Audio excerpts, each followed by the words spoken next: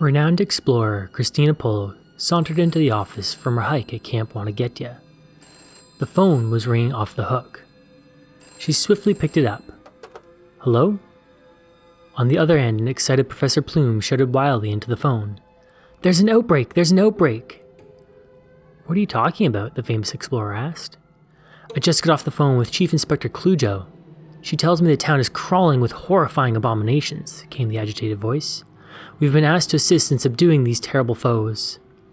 Sounds like fun, Polo breathed. What are we looking at? 3 monsters, came the excited voice. The Mummy, the Wolfman, and the Invisible Man. All in different locales. And the Mummy seems to be in a particular frenzy. Thinking aloud, the explorer puzzled. I seem to remember seeing some clues at the caves. I'll head there to investigate further. Great, said the professor. I'm currently at the hospital getting fitted for a knee brace, but I'll head to the village shop, it's a central spot, and look around there for some answers to this mess. What was the chief inspector's plan? Questioned Polo. She called me from the chief precinct. She was planning on heading to the inn to see if any clues to the monster's whereabouts could be found, came the voice. She had just received a call from a villager, Elizabeth, who was stuck in her mansion somewhere in the vicinity. She apparently sounded extremely distraught. We have no time to lose, breathed Polo. Those maniacs will kill anyone they find. Let's connect as soon as we possibly can. You've got your cell, right? Yes. Sounds good, came the voice.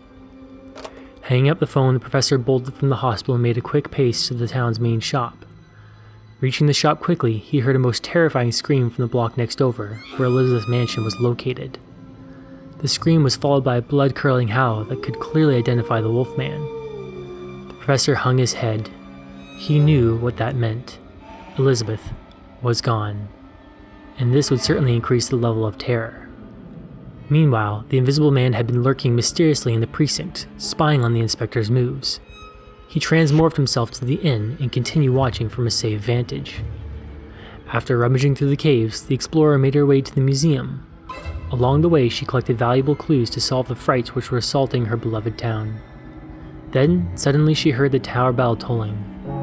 The bell ringer Fritz is at it again, she thought.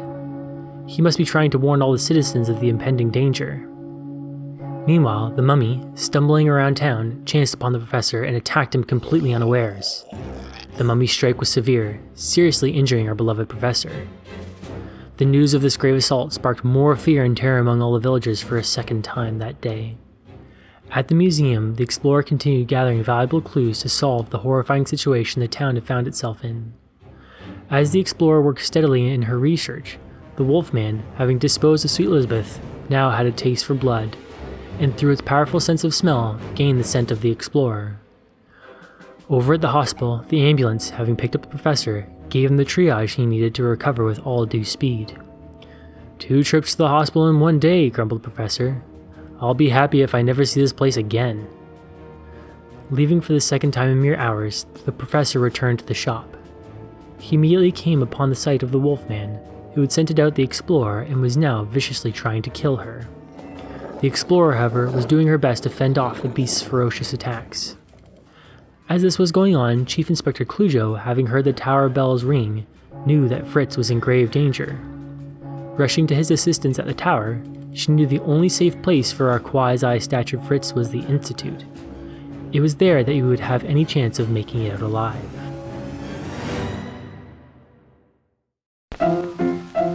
Let's all go to the lobby. Let's all go to the lobby. Let's all go to the lobby to get ourselves a treat. This short film has been brought to you by Legendary Tactics and Callum Vandenberg. If you have enjoyed it, please don't forget to like and subscribe to both channels. And now, back to the show.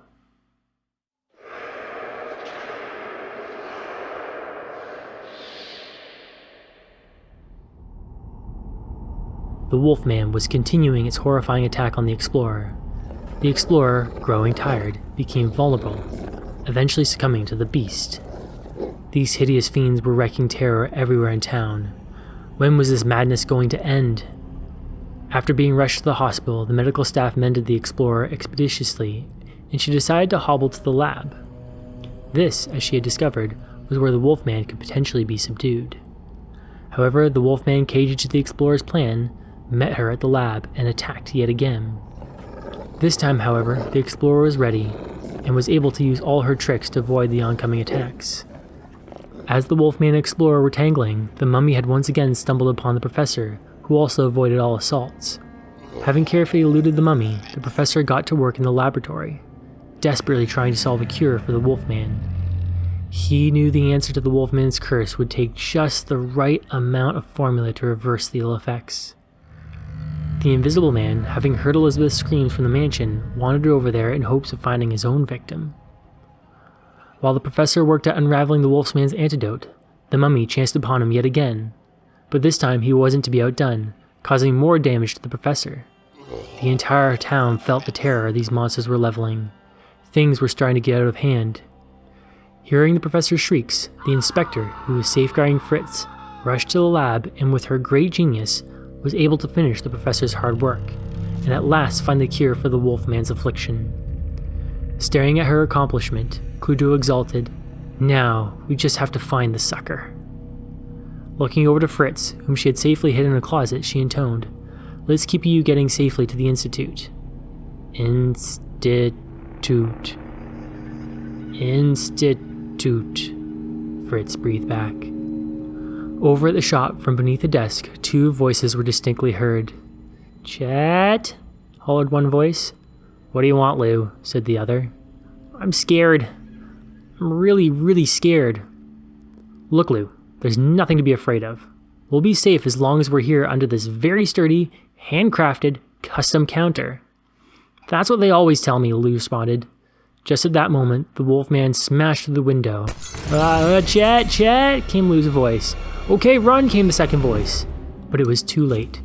Our brave heroes were chased from the town, in horror-stricken, catatonic fear. Terror continued to rise, and it was now at a fever pitch. How much more ravaging could be taken in this town? Rumor had it that when 7 terrible incidents happened, the town would surely fall. 5 terrorizing moments had occurred so far that day. Hearing the voices of brave Abbott and Costello, as the town lovingly knew them, the inspector rushed to the shop with her potion. The Wolfman, still there, looked up, but it was too late. The inspector knew what to do and subdued the first enemy foe. Success! The Wolfman was no more. "Abbott, Costello, wherever you are, the town thanks you for your bravery," the inspector reverently intoned. Over at the docks, Renfield arrived after a long night at sea. He noticed that something in town was definitely not right. Deciding to hunker down, he waited there and made some calls. As this was going on, the explorer made her way to the museum and began working on the secret ancient sarcophagus puzzle. This would surely be the cure for the mummy. She knew the professor was an expert in the field of Egyptology, so she called him up and asked him to come quickly and assist. Plume arrived in minutes, and working together, these two continued to solve the mysterious numerology that helped explain the mummy's appearance. As our two heroes worked, the sweet maiden of the town, Maria, appeared in the barn. She was coming in from her daily chores, and the Invisible Man caught wind of her. Maria was in grave trouble. Working even quicker, the explorer and professor successfully unraveled the mummy's secret. They quickly telephoned the inspector, who immediately made her way with all haste to the lab where the mummy had last been spotted. Inspector Clujo found the mummy bumbling around the museum. Armed with the weapons she needed and the ancient curse's answer, the inspector overpowered the mummy and sent him packing back to the underworld. Time was running very short. In order to expedite matters, the inspector knew she must hurry. She called the heroes to tell them of the news, and that time was certainly against them. They all worked at a faster clip. The professor realized that now was the time to offer a show of strength, and so he forced the Invisible Man to the outer reaches of the town, out by the Institute. Extremely put out, and dare I say, annoyed, the Invisible Man made his way to the Abbey, thrashing and destroying all clues there. Closer now than ever to ending this horrible nightmare, the inspector headed back to the precinct. She knew this is where the final clues to ending the Invisible Man would be meted out. The Invisible Man also knew that this is where everyone would be congregating and slowly started making his way there. The gentlemanly professor, worrying about Maria's safety, threw caution to the wind and charged in to rescue the town's maiden. He went to the barn to meet her. Even though he knew there was very little that he could do, he hoped that he might be able to save her life. At the same time, our valiant explorer met up with the chief inspector at the precinct and aided in solving the mysterious puzzles of the Invisible Man. As they were sleuthing out his cryptic appearances, the town's most famous doctor, Dr. Cranley, telephoned from the laboratory. "Help!" he screamed. "Help me get to safety! I've seen flashes of the Invisible Man!" "We're working on it. Just hang on a little longer," pleaded Clujo. As the chief inspector hung up, the explorer remembered that Renfield was due to return to the docks this day. "There's a good chance an ambush could happen to my friend," she exclaimed, and at once she was out the door heading to the docks. She knew there would be some safety for both of them at the tower. Watching the explorer bolt out the door, the inspector returned to her work. There were only a couple more clues, and there! Finally, she had discovered all the areas where the Invisible Man could have appeared, and she knew there was only one thing left to do: find the final foe. The Invisible Man, meanwhile, had made his way to the barn, where Maria and the professor had hunkered down. He was looking for blood, but he would certainly find doom. Our trustworthy Inspector Clujo made her way to the barn as well, for one final showdown. With the blink of an eye and some assistance from the explorer, Chief Inspector Clujo had the Invisible Man meet his final demise.